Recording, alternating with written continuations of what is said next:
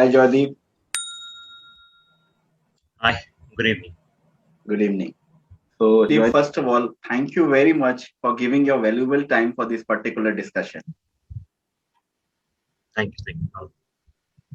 Joydip, before we go for the discussion, I would like to know that as you're pursuing right now in IIM Sambalpur, what were the other colleges that you had the offer letter?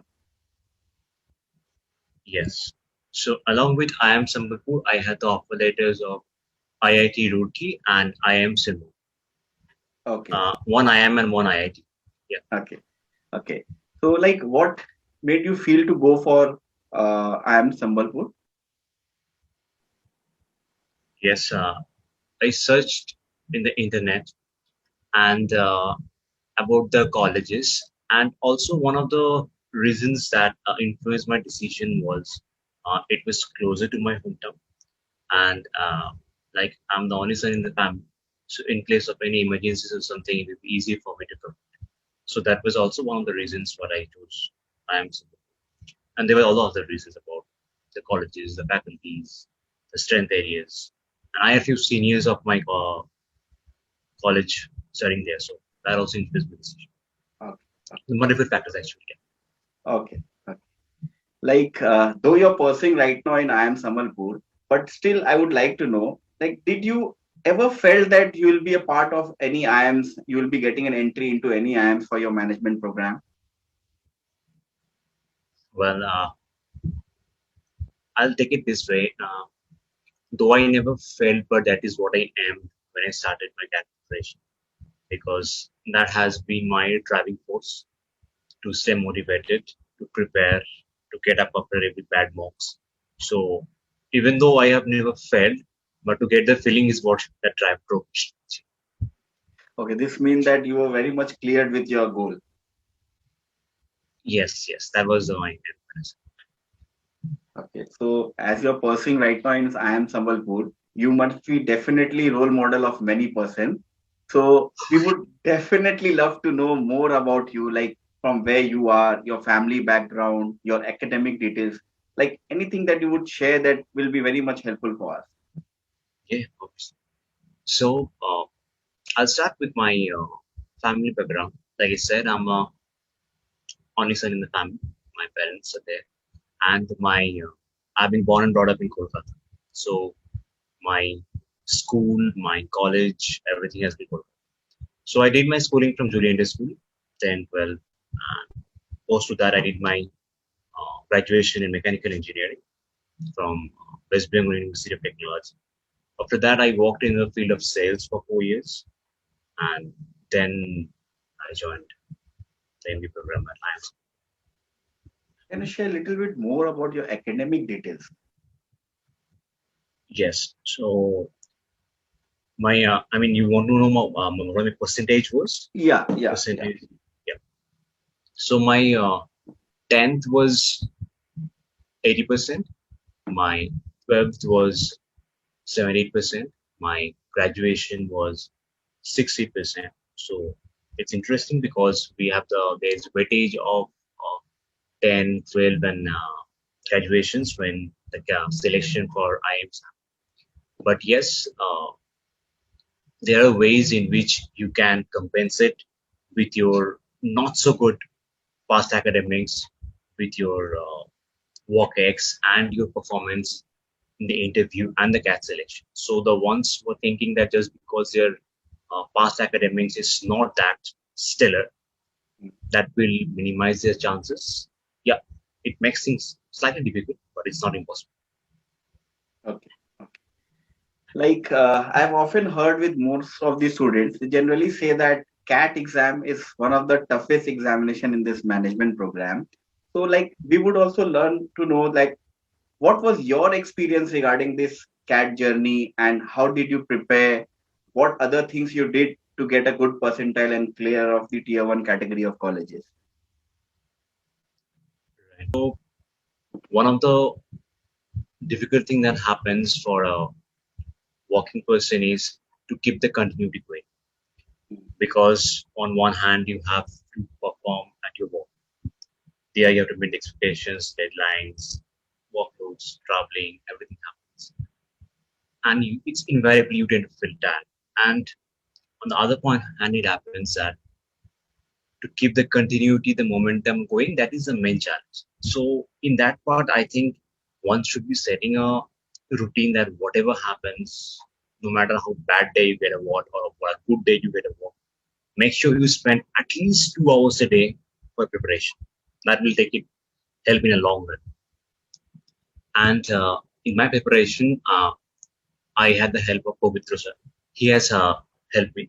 He has guided me. So that has played a critical role in my preparation. Coming to the techniques, what I can say is mocks. One should start giving mocks. That's what worked for me is not after completing the entire what is called the syllabus for the cat, but at, at least after you just get a overview of the topics, because sitting for the exam, getting that habit of keeping yourself active for that duration of time helps during the final day. Generally, the CAT sections are also very important for all the colleges. So, can you just suggest us like how a student should focus in all the three sections to clear the cutoffs and get a good college? Right. So the reason why I'm saying that one should be starting the mock at a very early stage is it will give you an idea of what are your strength areas and what are your weakness areas. So in my case, my strength area was verbal ability, and I knew I need to work on the TILR part and the quants part. So once I was sorted on this area, I knew that I would spend a less amount of time on verbal and more amount of time on TI and LR. So that should be the strategy of making sure that you are not scoring too low on a certain section, and always making sure that your strongest section is pulling you through. So identifying your strength, identifying your weakness, accepting that and working on that is very crucial if you to get a good result. Now, coming for the interview part of different colleges, like we would love to know your experience of your college, that is IIM Sambalpur. Can you just give us the summarized experience of your interview at IIM Sambalpur and how long the interview continued for? Yes. So I got interview calls. It was not an interview exclusively for IIM Super, like known to all. It was a common application process where a group of around 5 to 6 new and maybe IIMs they get a chance to interview. So they call it a cap interview process. So once you appear to the process, your interview marks is available to all the 5 or 6 IIMs that are processed. So the same way happened to me. Okay, I mean, forget to mention my CAT percentile was 96.87. So that Okay. played a part in getting me an interview call, because Okay. there is certain, like known to all the participants and aspirants, that certain points allotted for their past academics, certain for their WOCX, and certain for their CAP number. And we different IIMs has a different eligibility criteria. So on the basis of that, they give the interview calls. And so in this way, I received the CAP interview call. My interview location was a no hotel in Kolkata. So simple thing that happens is you get to write a topic. They call it a WAP, yeah, writing application, yeah, or WAT something on which you have to write. They'll give you a topic and you have to write an essay on it. So that was the first process. We got to around 20 minutes. We had to write an essay on a topic that was given, and post to that you're called for the interview. So that is, I mean, you're bound to feel nervous that day. That will happen.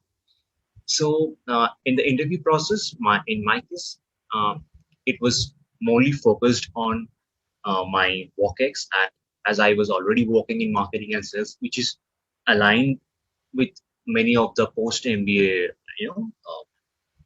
occupations, marketing and sales. So the professors were asking questions related to my field, majorly about what is marketing and what is reverse auction, nitty-gritties of the process. There were a few questions about the general knowledge, and that was it. It was not a very stress interview sort of thing. It was quite easy, but yeah, they tested my knowledge and my work experience. Great, great. Like last question from my side, like Yeah. would you like to share any tips or guidance to the students who would be looking forward for tier 1 category of colleges, like what sort of plans and strategy they should make for clearing for these colleges? Yeah. So to get in the tier one colleges, the lot of factors is the preparation has to be good. You know, like start more very early, see where you're lacking, work on it, give everything. You know, it will take everything from you because you have to be that much. It will take everything from you. So if you see your verbal is not good, read newspaper, read what power normal degrees. If you see your DILR is not good, work on as many assets as possible. If you see a quantity is not good, identify the areas, do exercises on it. There is no more your work, I mean, weak areas. And staying motivated is a thing because what happens is invariably it happened with me with any aspirants. I believe that the initial mocks or many after can happen that before your exam just maybe 15 days before your exam you give a mock and that's the worst mock you get. You get very bad marks and that can just drop down your confidence at all. So that should be taken into consideration and keeping a calm mind and a motivated mind, and more importantly during the exam make sure your brain, your mind is at its perfect state. I mean, make sure you do not last night did not have a fight with your girlfriend, did not have a fight with your boss. Make sure there's nothing such as going, just to give your best during the examination. I think that will be a major part because CAT is not an exam where you have to remember a lot of things. It will test you how you work on in pressure, and those things, if your brain is disturbed at a certain level, it will greatly affect your performance. And I have seen that way. So that will play a major part.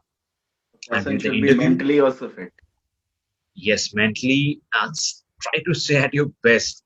It's difficult, there's many things you cannot control, but that is the where once you give mocks, you get that habit, but still the exam day remains an exam day. That's a one shot. All the hard work that you have done for the past year will get tested in that exam time. So that is crucial. There will be pressure, and you all have to do is stay calm and you have to do your best. And the next hurdle will be in the interview process. The the I mean, just have to remember this. Just be honest. The interview panel, the professors who are sitting, they know it much more than you. If you are even uttering a word, if you're lying a sentence or letter, if they understand that you're bluffing in front of them, you're risking it.